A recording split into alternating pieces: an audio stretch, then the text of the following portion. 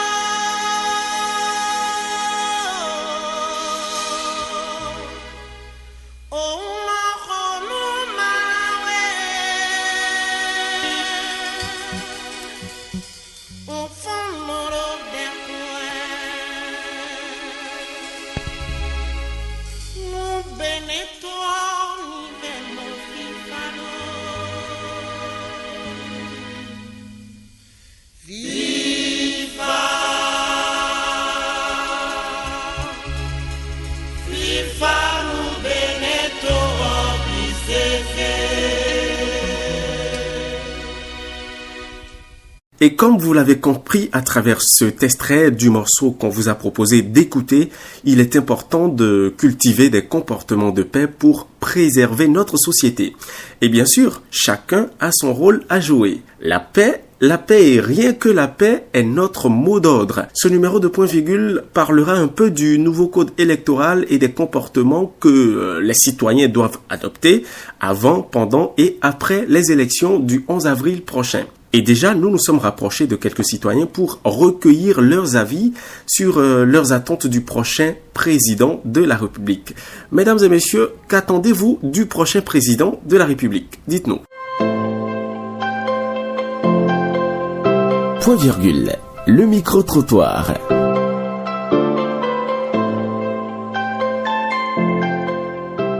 Ce que j'attends du prochain président du Bénin, c'est qu'il arrive à satisfaire d'abord le besoin de ces jeunes-là qui n'ont pas d'emploi et qu'il ait beaucoup d'emplois pour ces jeunes-là, puisqu'il y a beaucoup de chômeurs aujourd'hui. C'est ce que j'attends de lui. Le prochain président du Bénin, je crois que le quinquennat passé nous a déjà mis sur une voie en fait vers tout au moins un semblant de développement infrastructurel. Et je crois que si on ne va pas se leurrer, ce travail est important pour l'image de notre pays. Mais personnellement, l'emploi des jeunes, l'épanouissement de la jeunesse doit être au cœur du prochain quinquennat selon moi. Parce que en fait, on a déjà les routes et maintenant ce qui reste, c'est que la jeunesse soit vraiment épanouie. Et être épanoui, c'est avoir un boulot, gagner un minimum de salaire. Parce que sans ça, ces routes-là ne seront pas pratiquées, qu'on ne se leurre pas. Donc pour moi, il faut que le prochain président se concentre véritablement sur la jeunesse. Le président qui veut élu maintenant, je veux qu'il laisse un peu l'argent dans la population, qu'il crée des sociétés pour que ceux qui n'ont pas trouvé de travail trouvent pour avoir de l'argent, quoi. Parce qu'il y a beaucoup de la famine dans la zone. Moi, je souhaite qu'il pense plus aux emplois. Parce qu'on a juste observé qu'il n'y a pas d'emploi. Ils sont en train de gérer des choses, mais ils n'ont qu'à penser beaucoup aux jeunes. Parce que sans emploi, on ne peut rien faire. S'il n'y a pas d'argent, bon, vous savez, c'est très dur. L'argent ne circule pas dans le pays. Donc, si on peut penser à ça et beaucoup à nos mamans, les cultivateurs et autres, sur plusieurs plans, ils n'ont qu'à penser à tous les plans, quoi. Dans le domaine de l'enseignement, la dernière catégorie de personnel qui est déployée depuis l'année passée, ils sont communément appelés aspirants. Ces aspirants, d'abord, les conditions de travail ne sont pas réunies. Le salaire n'est pas aussi à la hauteur du travail abattu. Non seulement ça, il y a que d'autres sont formés pour être professeurs d'histoire, géographie, mais sur le terrain, ils ont été déployés en tant que professeurs de français. Ce n'est pas trop pédagogique, c'est vrai qu'ils se défendent sur le terrain, ils s'adaptent, mais pour la bonne marche de ce secteur, je crois qu'il faut revoir tout ça. Et voilà, vous avez suivi avec beaucoup d'intérêt les avis des populations sur ce qu'elles attendent du prochain président de la République. Et je peux vous avouer que la tâche ne lui sera pas du tout facile.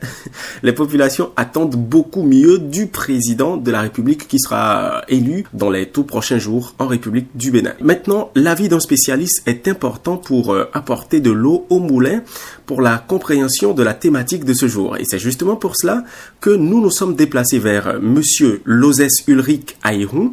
Il est juriste de formation, il est responsable aux affaires juridiques dans une firme de la place au Bénin. Il nous dira ce qu'un simple citoyen peut comprendre du nouveau code électoral, quelles sont les innovations qui y figurent également.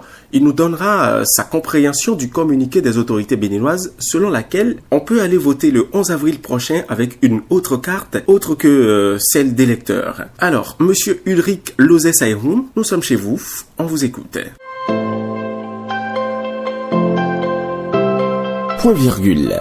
L'invité.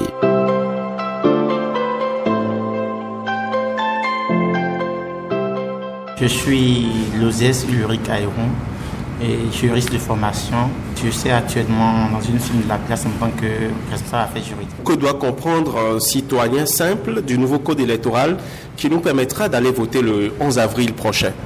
Merci Monsieur Aboubakar.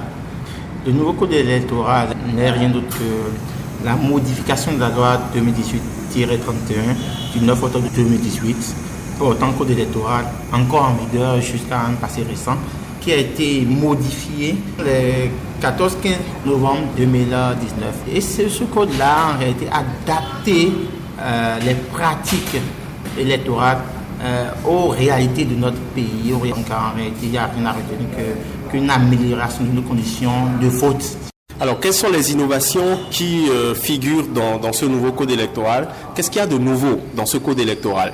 Dans ce code électoral, il faut y voir une évolution remarquable parce qu'il y a eu de grandes évolutions. Par exemple, il y a une insertion du système de parrainage qui permet désormais en réalité que l'élu principal soit coté par les élus locaux.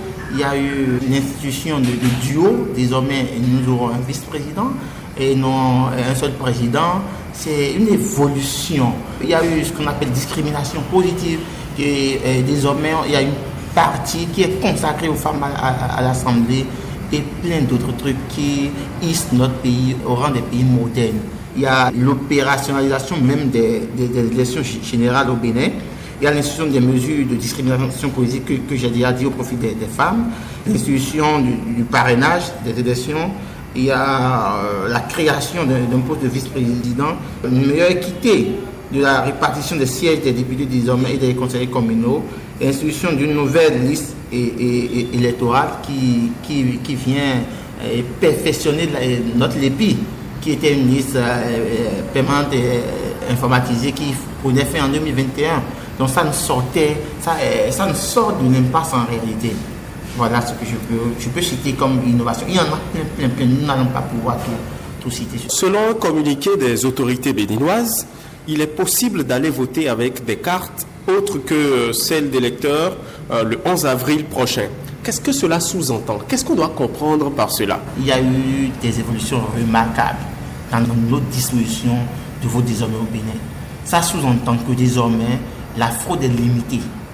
Nous n'avons plus affaire à des listes manuelles, à des recensements périodiques qui peuvent être source de trucage, de tout. Non, aujourd'hui, nous avons une liste informatisée, une liste nationale informatisée.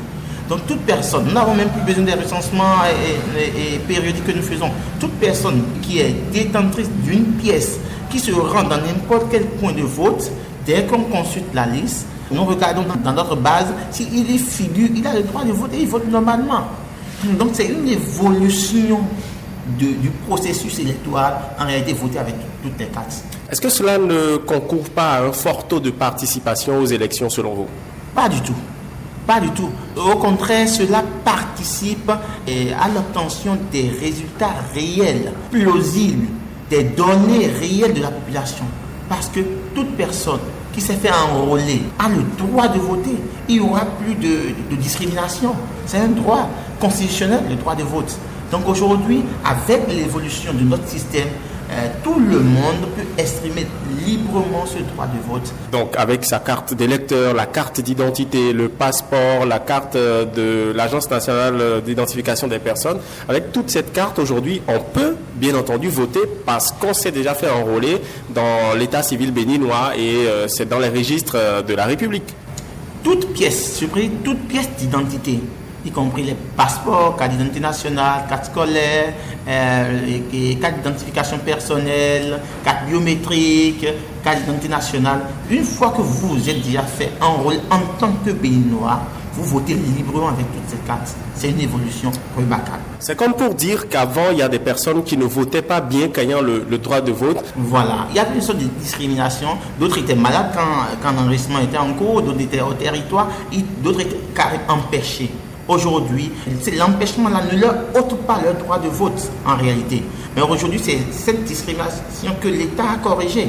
Il y a une question qu'on se pose le plus souvent quand il y a les élections dans tous les pays du monde, en tout cas au Bénin précisément, c'est quels sont les comportements que les citoyens doivent adopter le jour du vote, soit avant d'aller dans l'isoloir, pendant qu'ils sont dans l'isoloir et même après. Quels sont ces comportements, à votre avis, que les citoyens devraient adopter le jour du vote, celui du Bénin le 11 avril prochain? Merci beaucoup, monsieur Aboubakar. Nous ne saurons répondre à cette question sans rappeler aux gens que nous sommes en temps de pandémie de Covid-19 qui secoue tout le monde entier. Donc, le jour-là, nous allons recommander aux gens de d'abord se laver les mains, comme cela s'est indiqué, se laver les mains, porter ce moyen de leur cache-nez et de respecter la distanciation sociale d'abord. Outre cela, entrant proprement dans le cadre des élections, nous invitons nos frères, nos confrères à bien se comporter, à prioriser la paix, à se comporter comme des enfants bien éduqués, comme nous l'avons toujours fait. Après les élections, le Bénin va demeurer. Après les élections, la vie va continuer. Les élections ne sont pas de la guerre, donc il faut bien se comporter et respecter les institutions et les consignes. Les campagnes sont arrêtées, il n'y a pas de campagne sur les lieux de vote. Les campagnes seront terminées déjà le vendredi, je crois. Et là-bas, vous prenez votre bulletin, vous entrez dans votre urne, vous choisissez librement le candidat qui vous inspire confiance, celui à qui vous avez décidé de confier notre destinée pendant les 5 prochaines années. Et puis, vous mettez le cachet soigneusement sur le duo là, et vous soufflez là-dessus pour que ça se sèche, pour que ça ne tâche pas par le bulletin, que vous pliez, vous mettez dans l'urne, et puis vous rentrez calmement chez vous, et vous attendez les résultats des institutions, et nous allons respecter les verdicts des urnes. Est-ce qu'après le vote, quand on sort de l'isoloir, on doit communiquer le choix qu'on a opté à son concitoyen ou à un autre votant qui est en train de se préparer pour aller dans l'isoloir? Pas du tout, M. Aboubakar. Le vote est secret. Le vote reste et demeure secret. Le choix est personnel. Donc, d'où, dès que nous finissons notre vote, le citoyen est bien averti, rentre calmement chez lui et croise les doigts en attendant les résultats des urnes le soir ou le lendemain. Donc, chaque citoyen doit être éclairé et libre dans son choix. Nous n'avons pas le droit ni le devoir de communiquer notre choix, même à nos parents. Le vote reste secret, pas à notre père. Aujourd'hui, nous avons beaucoup d'actualités dans le pays faisant état des actes de vandalisme dans beaucoup de villes de notre pays, le Bénin. Quels sont ces conseils-là que vous avez à prodiguer aux citoyens, vous, en tant que spécialiste des questions de justice? Qu'est-ce que vous avez à dire à ces citoyens-là pour les exhorter, bien entendu, à la paix? Pour y répondre, je voudrais convier, je voudrais supplier mes frères à ce qu'ils sachent qu'après les élections, le Bénin va toujours résister. Et le Bénin de demain, c'est nous. Donc nous devons prioriser le dialogue et la paix en toutes circonstances. On peut faire la guerre sans les armes. Au Bénin, nous sommes reconnus dans la sous-région pour avoir les qualités de mots. Je préfère que notre guerre s'arrête à ce niveau, que ce soit des guerres d'idées, des guerres d'opinion, mais jamais la violence. Jamais la violence dans notre pays, parce qu'on sait quand ça commence, mais on ne sait jamais quand ça finit. Merci beaucoup, M. Aïrou. C'est un plaisir de vous avoir reçu. Le plaisir est partagé, M. Aboubakar. Nous espérons que vous avez retenu l'essentiel de l'intervention de M. Lozès Ulrich Aïrou. Je vous rappelle qu'il est juriste de formation, il exerce d'ailleurs une carrière de juriste. Maintenant, nous allons passer au prochain micro-trottoir. 3 duos sont en lice pour ces joutes électorales qui s'annoncent très intéressantes avec les différentes parties de la classe politique béninoise représentée, la mouvance ou l'opposition. Nous allons faire un tour chez quelques citoyens pour en savoir plus sur leur probable choix. Écoutons-les. Il n'y a qu'un seul candidat, à mon avis. À part le duo Talon-Talata, je ne vois aucun autre candidat qui peut rivaliser. Non seulement parce que c'est le pouvoir en place, mais bon, l'opposition, ils ne sont pas coordonnés, je dirais. Au lieu de former une partie unique, moi je vois qu'ils sont un peu dispersés. Et puis bon, c'est un peu du coq à l'âne et autres, quoi. C'est un peu du désordre en leur sein. Duo FCB, parce qu'ils ont plus côté agriculture, ils ont beaucoup donné des idées à développer et ça j'ai beaucoup apprécié. Agriculture dynamisée, oui, rendre plus moderne, ça m'intéresse. Le duo Kowé-Agossa, parce que il vise la jeunesse béninoise et la population béninoise dans ces institutions, sur la confiance et des populations béninoises sur les institutions. Ils ont pensé redonner la confiance aux jeunes béninois et à la population béninoise sur les institutions. Bon, selon moi, c'est le duo Talon-Talata. Juste parce que quand vous regardez même parmi la liste des candidats, c'est le seul candidat potentiel, c'est ce duo-là qu'on peut nommer candidat potentiel pour pouvoir remporter les élections. Bon, non seulement je suis convaincu par la présentation, mais aussi juste parce que j'aime une chose avec Talon, la rigueur sur le travail et sa véridité. Une fois que lui, il a promis faire quelque chose, il le fera. C'est le duo Agossa et Kowé-Agossa, parce qu'ils ont pensé redonner la confiance aux jeunes béninoises. Bon, selon moi, le duo Talon-Talata, parce que c'est un homme qui travaille beaucoup, qui a de rigueur, et de plus, il a veillé sur l'année scolaire. Et il a fait de telle manière qu'il n'y a pas de grève. Les examens seront bien passés bientôt, le 21 juillet. Et de plus, il y a le développement des infrastructures. Et tout notre Bénin maintenant va devenir bientôt un pays de développement. C'est Kowé-Agossa. C'est parce qu'il a prévu instaurer la vérité, un dialogue de vérité. À voir le projet de chaque duo, je pense que c'est le duo Talon-Talata qui va remporter les élections. À voir leur projet. Durant leur c'est le pouvoir, comment développer le pays de chaque secteur. Je pense que avec le duo Talon, tout ira mieux. C'est le duo Kowé-Agossa. C'est parce qu'il a prévu instaurer un dialogue de vérité avec la population béninoise. Et c'est ça qui m'a vraiment marqué dans ce duo-là. Selon moi, c'est le duo FCBE. Parce que dans leur présentation, ils ont eu à dire qu'ils allaient arranger, bien améliorer du moins les conditions de travail des étudiants ainsi que des enseignants. C'est ce qui m'a plus convaincu, compte tenu de leur présentation du projet de société. Vous l'avez compris, les choix varient d'un citoyen à un autre et chaque duo essaie de convaincre sa base de son projet de société. Eh bien, c'est fini pour aujourd'hui. Clap de fin pour cet épisode 1 de Point Virgule. Je vous souhaite de toujours travailler à cultiver la paix. Point Virgule, je vous le rappelle, c'est un programme conçu pour vous, disponible en podcast sur toutes nos plateformes, Facebook, Twitter, Point Virgule, Studio Point Virgule. Si vous avez des questions à nous poser, lâchez-nous un commentaire pour exprimer votre préoccupation. En attendant de vous retrouver pour le prochain numéro, prenez soin de vous et toute l'équipe de réalisation et de production vous remercie. On vous souhaite de passer d'agréables moments. À bientôt! Vous avez des questions à poser sur le sujet du jour? N'hésitez pas à nous les adresser sur nos pages Facebook et Twitter. Point virgule, studio.v. Point virgule pour vous apporter un plus.